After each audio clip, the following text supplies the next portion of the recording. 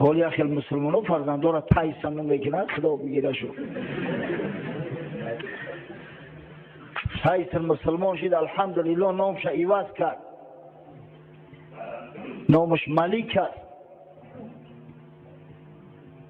اما با تعذیبانه بعضی مسلمانای به عقل به فراستی و فرزندان را تایسن گفته میخونن گفت این حسن است این پسرک من حسن است زیبا است حسن خوب زیبا هم زیبایی ظاهری هم زیبایی باطنی هم زیبایی در کلام همه با همین لفظ حسن یاد میشود این گفت حسن است و پیغمبر صلی الله علیه و سلم از تولدش چنان شاد شد چنان روح بلند گشت که عقیقه امام حسن در 7 روزگی به دست خود کرد. در روایات اومده که به خاطر امام حسن رسول الله صلی الله علیه و سلم 2 گوسفند قربانی کرد نزد خدا 2 گوسفند کشت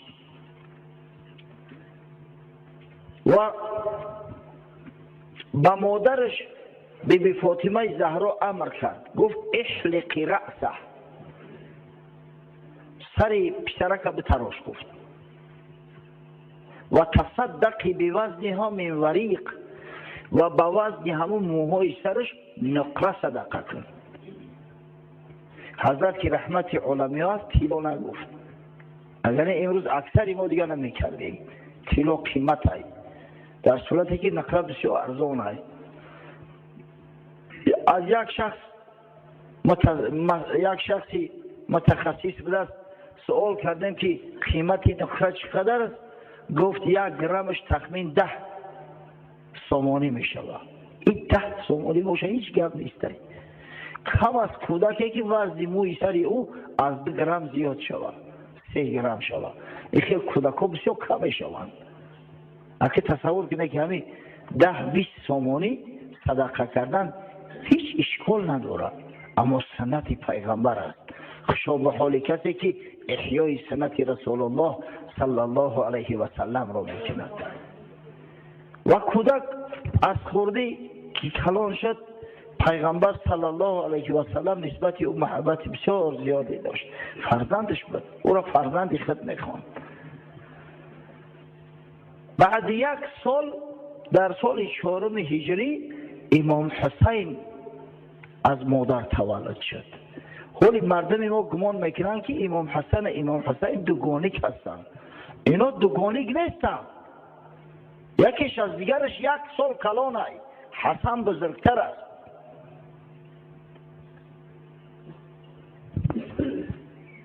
و وقتی که میبینیم روایات محدثای بزرگ خیش رو در اوجد سر تا سر مال از بیان قصه های محبت پیغمبر و اظهار محبت نسبت همین طفلکای حضرت علی و بی فاطمه زهرا میشه میگه این سبت من است اولاد من است میگه پیغمبر صلی الله علیه و سلم امام حسن امام حسین امام حاکم در کتاب معروف خیش المستدرک علی صحیحین به شرط بخاری و مسلم از ابو هریره رضی الله عنه راوی اومد روایت میکند که خرج علینا رسول الله صلی الله علیه و سلم و معه الحسن و الحسین پیغمبر خدا صلی الله علیه و سلم میگه به سوی ما خارج شد در یک دستش امام حسن در دست دیگرش امام حسین هذا علی عاتقه و هذا علی عاتقه ایشم در بالای گردنش سوار ککشم در بالای گردنش سوار به همون کودککا بازی و شوخی کرده است گاه ایشم بوسه میکنه گاه اوشم بوسه میکنه حتی انتهینا الینا تا اینکه به نزد ما رسید آمد به پیش ما یک مرد سوالش کرد یا رسول الله انک تحبهما گفت ای پیغمبر خدا تو دوست می‌داری حسن و حسین که کودکان او زمان پمپرس نبود آخه پیشون بتونن بکنن، لباسات به نماز میکنن، اینقدر تو اینا را دوست میداره که در آغوش گرفته یا پیغمبر خدا اینا را در پشت سوار کرده خارج شده. انک تحبهما، حضرت گفت نعم، من احبهما فقط احبنی و من ابغضهما فقط ابغضنی. برای گفت هر کسی که همین دو پسرکی مرا دوست میداره مرا دوست داشته است و هر کسی که همین دو پسری مرا بد میبینه گویا مرا بد دیده است.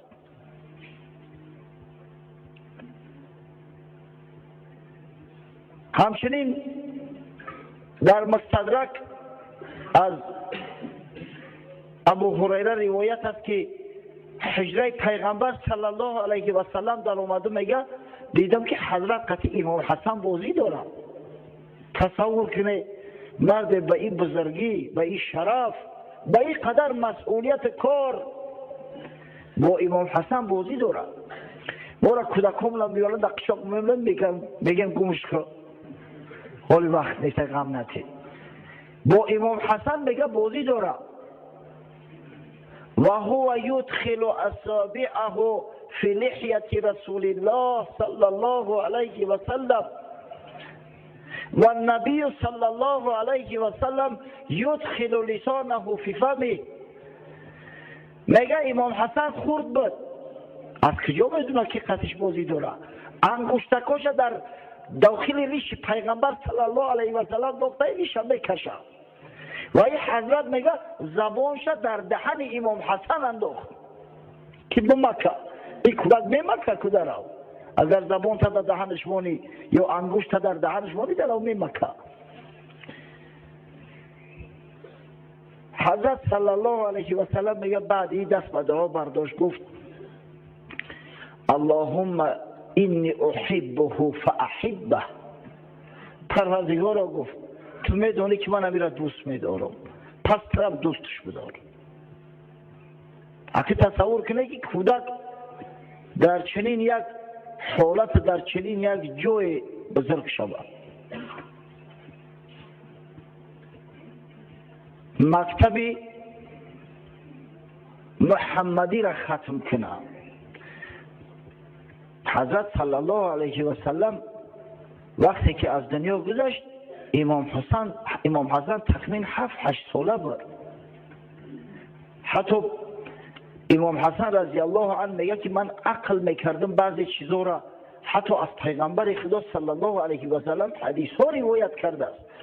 یکی از همون معروف ترین حدیث ها همون حدیثی صدقه خوردن امام حسن است که وقتی میگه زکات آوردن صدقات، من خورد بودم، میگه یک خرماچه را گرفتم در دهنم دوختم که حضرت نخست رنگ روش متغیر شد، آمد نزدم گفت کخ القیها کیخه، گفتی پرتاش از دهنم. حتی میگه انگوش در دهنم انداخت، از دهنم خرما را برو مجبورم کرد که همون آب خرما که با خطوف با آب دهن امخته بود همون را توف کنم. بعد گفتن یا رسول الله اخی این چی گب نداره، این چیز زیاد داره. گفت صدقه برای آل محمد صلی الله علیه و سلم حرام است، زیرا این از شرک مال مردم است. برای آل محمد صلی الله علیه و سلم صدقه حرام است.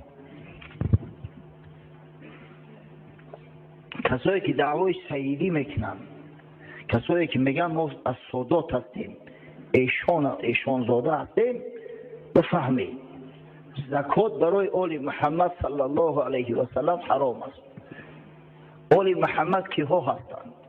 علما میگن آل محمد، آل علی، آل جعفر ابن ابی طالب، آل عقیل ابن ابی طالب و آل عباس ابن عبدالمطلب. این همه 4 قسم. هر کس بچی نوعی که سیدیش اگر ثابت شود به یکی همی شوخه ها میرسه، پس برای همه همیون زکات حرامه. بعد گفتن اوکی همون آبی اندک در دهن همون کودک چی زیان داشت که زبانش کشیدی مجبورش کردی توف کرد. حضرت گفت دع ما یریبک الی ما لا یریبک، چیزی که تو به شبهه می اندازه ترک کن و عملی را که تو به شبهه نمی اندازه. همین حدیث امام حسن از رسول الله صلی الله علیه و سلم حتی روایت کرده است. یعنی وقتی که حضرت رسول الله صلی الله علیه و سلم از دنیا گذشت، امام حسن 7-8 ساله بود، با عقل شده بود، درک میکرد. بعد وفات جناب سرور عالم صلی الله علیه و سلم، امام حسن به تربیه پدرش علی گذشت و تربیه مادرش فاطمه. حضرت علی را درباره فضلش، درباره علمش صحبت‌های زیادی داشتیم. شما تصور کنید که از این بزرگمرد وقتی پدر چنین داشته باشه، اگر هر روز یک کلمه خوب از او آموخته باشه، پس علم و فضل امام حسن تا کدام درجه است.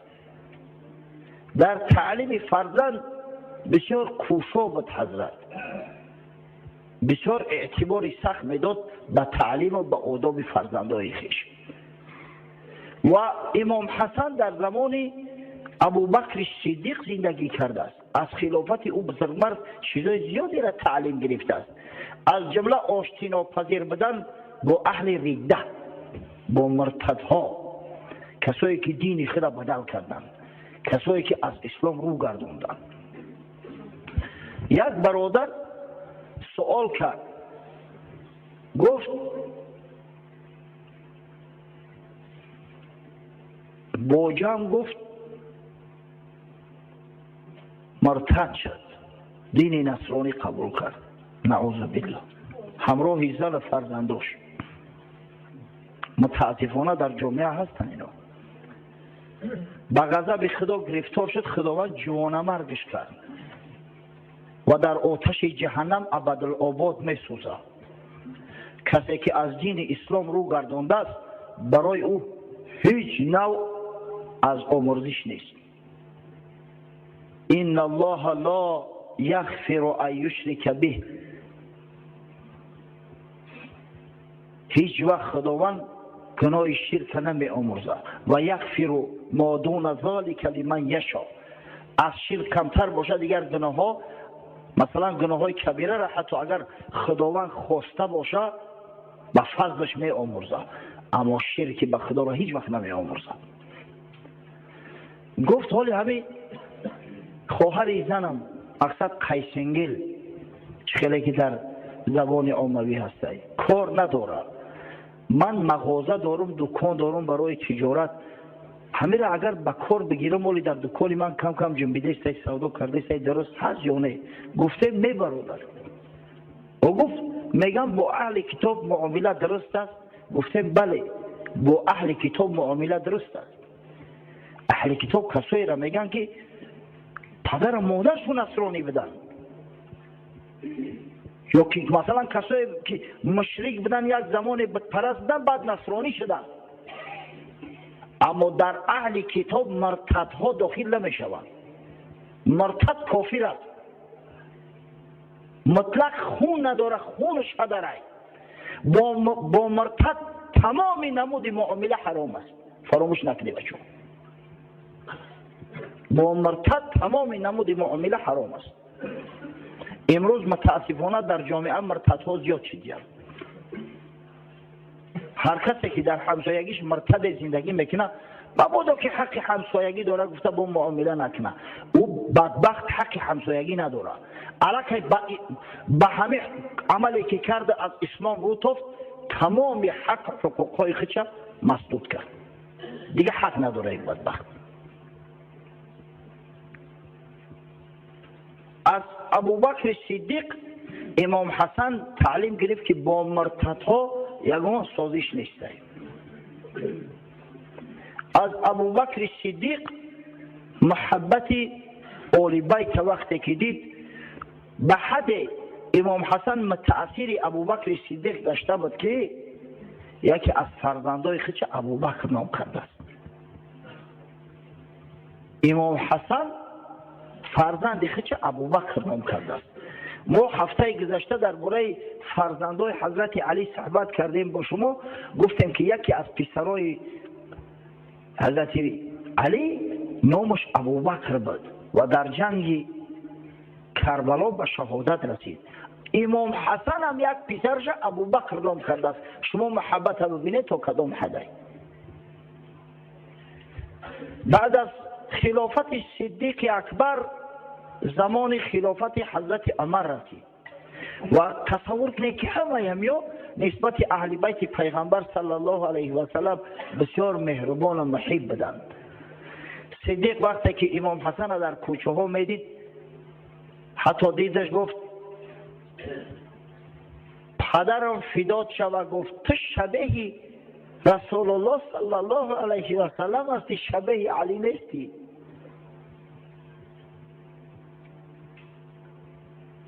بی ابی انت، گفت شبه رسول الله صلی الله علیه و سلم، پدرم فدات شود، اخت مانند به رسول الله هستی. آغوشش کرد، بوسش کرد. در حدیث ها اومده است که حضرت علی میخندید. این رفتارش میدید. در زمان خلافت حضرت عمر فرزندای رسول الله صلی الله علیه و سلم آل بیت از همه بالا میگذاشت. در روایات اومده است که بعد یکی از غزوه ها، بعد فتوحات مسلمان ها، مال و متاع به نهایت زیاده به مدینه منوره آمد و حضرت عمر تقسیم کرد مال و متاع به اصحاب بزرگوار پیغمبر صلی الله علیه و سلم. امام حسن حسین هم از خانه مادرش و بی فاطمه خارج شده بودن، می آمدن دیدن که به مردم لباس میتن، اینا هم آمدن در نوبت ایستادن. هردش خودکک، تصور کنه که 10 یا 10 ساله. اول لباسا برای مردای کلان هستند، یگان لباس در بدنشون نشید. حضرت عمر به حد متأثر شد که به والی یمن مکتوب نوشت، گفت به اندازه امام حسین متاع سپارش که بدوزن و بفرست. قسم به خدا گفت تا زمان امام حسین نپوشونم لباس، همون خلعتی که برای خودم رسیده است نمیپوشمش، او خلعتی که برای پسرم عبدالله ابن عمر رسیده است نمیگذارم که بپوشم. مخصوص برای حسین لباس ها دوختن و فرستادن، حسین پوشید. این سخن برای چی میگم؟ برای آنکه شما بدانید که تا کدام حد حضرت عمر فاروق اهل بیت پیغمبر صلی الله علیه و سلم دوست می داشت. و این دروغی که متاسفانه اهل تشیع به او حضرت میزنن که گویا خانه فاطمه در اومد، حتی بی فاطمه را لط و کوب کرد، اعوذ بالله، و یک کودک که در شکمش بوده است او کودک پیران شده. قسم به خدا دروغ است. این از منبر پیغمبر سوگند یاد میکنم که یک دروغ محض است، از همون دروغایی است که متاسفانه اهل تشیع شرم نداشته و خجالت نکشیده و پای بزرگای اسلام میبندند. در روایات اومده است که بار وقتی که امام حسین ندید، حضرت عمر نام صحابه ها را می نوشتن تا اینکه حقوق و نفقه شونه از بیت المال دهند، از مال غنیمتی که اومده بود. حسین هم در دعوت کرد، ناماشون را نوشت، به هر کدامش گفت 5000 درهمی بودین. گفتن یا امیر المؤمنین آخی این مال حق مجاهده است، حق صحابه پیغمبر صلی الله علیه و سلم است. گفت کی گفته است که یا مجاهد نیستن؟ فقط همین دلیل که اینا فرزندای علی و فاطمه هستند و رسول الله صلی الله علیه و سلم این در 100 تیخت خوانده است کفایه میکنه بتن معاش. حتی از عبدالله ابن عمر پسرش که صحابه پیغمبر است بیشتر شد. زمان خلافت حضرت عثمان اومد، الکی امام حسن و امام حسین بالغ شده بودند، هر دو مرد شده بودند و از بس که دیدم با چشم خود که پدرشون دویم شخص است که با حضرت عثمان بیعت کرده است، این شیر بچه ها هم با حضرت عثمان بیعت کرده بودند. در زمانی که اختلاف بین مسلمانان واقع شد، فتنه ها برپا شد. امام حسن و امام حسین در صف محافظین حضرت عثمان قرار داشتند. چندین شبانه روز امام حسن خانه شونه آمده است، شمشیر در دست در خانه حضرت عثمان از امیر مؤمنان دفاع میکرد. وقتی که حضرت عثمان به شهادت رسید، در همینجا یک جنگ واقع شد. امام حسن زخم خورد، زخمی شده بود، مجروح شده بود. با وجود این وقتی حضرت علی اومد دید که امیرالمؤمنین به قتل رسیده است، دشنام و سخنهای بسیار قبیح شو کرد. هم محمد پسر طلحه را، هم حسن فرزند خودشا، هم عبدالله پسر جعفر جانشا که شما مرده بوده که امیرالمؤمنین در اومدن قتل کردن شما یک جا ایستادید، اگر چند در خون خاک آلوده بودن به شروع. حضرت علی را به همین حد غضبش کرد.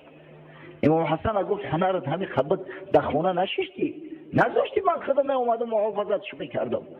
ما دل پر بود که شما دفاع میکنی، اما چون قضا آید شود دانش به خواب، محسیه گردد بگیرد آفتاب.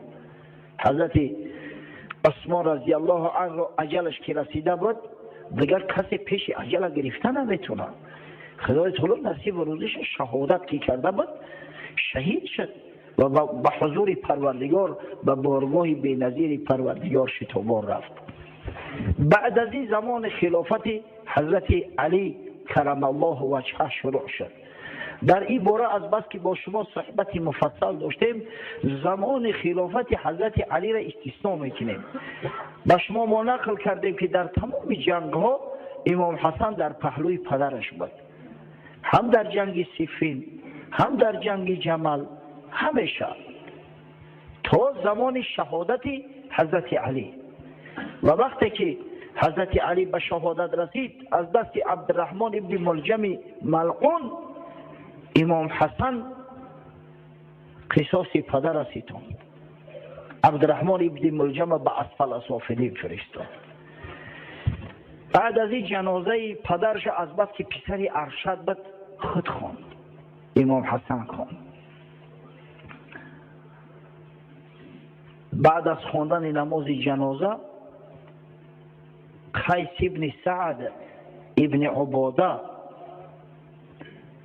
گفت یا حسن، گفت دست دراز کن، دست دراز کن به تو بیعت کنم به خلافت. امام حسن دست راستش دراز کرد. اول شخصی که با او بیعت کرده است قیس ابن سعد ابن عباده بود. قصه قیس ابن سعد را شما کردم نه؟ قیس ابن سعد از دههای عرب است، از داهیای عرب، یکی از سیاستمدارای دوربینترین بود. شخصی بود که به حد خدای تعالی عقلی وافرش داده بود که معاویه حتی از او هراس داشت. یادتون آمد والی مصر بود، بعدا همراه حضرت علی در جنگ صفین رفت شرکت کرد. و این قیس ابن سعد بسیار زیرک بود. معاویه حتی به مروان ابن حکم مکتوب نوشت که تو غیرتی نگه داشتن یک شخص نداری. مروان جوابش نوشت که آخه یک آدم بود از دنیا گیرم باشد. گفت افسوس و صد افسوس که تو عقل نداری. در نزد من قیس ابن سعد از 100,000 سواره خوفناکتر است. این همی که شخصی دانا و زیرک بود. قیس ابن سعد با امام حسن بیعت کرد. یک شخص بود است با نام ابوالفرج اصفهانی، یک کتاب دارد با نام اغانی. این مرد زعم کرده است که اول شخصی که با امام حسن بیعت کرد عدی ابن حاتم بود، پسر حاتم طی. اول شخص همون بود که مردم گفت شما شر نمیداری، آرام ایستاده با حسن بیعت نمیکنه. اما از بس که ابوالفرج اصفهانی در کتاب تحریفات زیاد دارد، از بس که طعنه و ملامت زیاد به اصحاب بزرگ پیغمبر کرده است، اکثر محققین کتاب او را کتاب معتبر نمیدونند. بزرگای مثل قاضی ابن خلیکان و مثل امام شمس الدین ذهبی اینا میگن ضعیف است، حتی کذاب است، دروغگو هم است. از همین خاطر ما سخن او را قبول نداریم و سخنی که در تاریخ‌های معتبر از جمله در البدایه و النهایه آمده است که اول شخصی که با امام حسن بیعت کرد قیس ابن سعد ابن عباده بود، به همین سخن ما اکتفا میکنیم. بعد از او که قیس ابن سعد با امام حسن بیعت کرد، تمام مردم از جا قایم شدند و با امام حسن بیعت بر خلافت کردند و حضرت امام حسن امیرالمؤمنین مسلمانان اعلان گشت، امیر مسلمانان. این واقعه در ماه رمضان سال 40 هجری به وقوع پیوست. قیس ابن سعد والی آذربایجان تعیین شده بود از جانب حضرت علی. 40,000 جنگاور همراهش داشت که همه بیعت کرده بودند به جانهاشو که از جانب امیرالمؤمنین علی با اهل شام و معاویه تا آخران قطره خون خود مبارزه میبریم. اگه تصور کنید که وقتی قیس ابن سعد بیعت کرد دیگران میمونند، همه بیعت کردند، همه سوگند وفاداری خوردند، اما امام حسن دلش از زمینو پر نبود. بعد از او قیس ابن سعد گفت یا امیرالمؤمنین اکنون بیای دیر نشده است، هجوم میکنیم به شام و مردم سرکش به افاقه میاریم، کسی که بیعت نکرد به قتلش میرسونیم. خلافت باید در اسلام یک تا باشد. امام حسن هم تن داد و قشون گرفتند روانه شدند، در نخیله جمع اومدند. بعد به خاطر داخل شدن به شام از راه مدائن عازم سفر گشتند. مدائن یک زمان پایتخت ایران بود. این مدائن در نزدیکی های همین بغداد امروزه است، تقریبا 40 کیلومتر از بغداد دورتر. با مدائن وقتی که رسیدن پیش پیش قشون قیس ابن سعد میرفت با 12,000 لشکر، لشکری 12,000.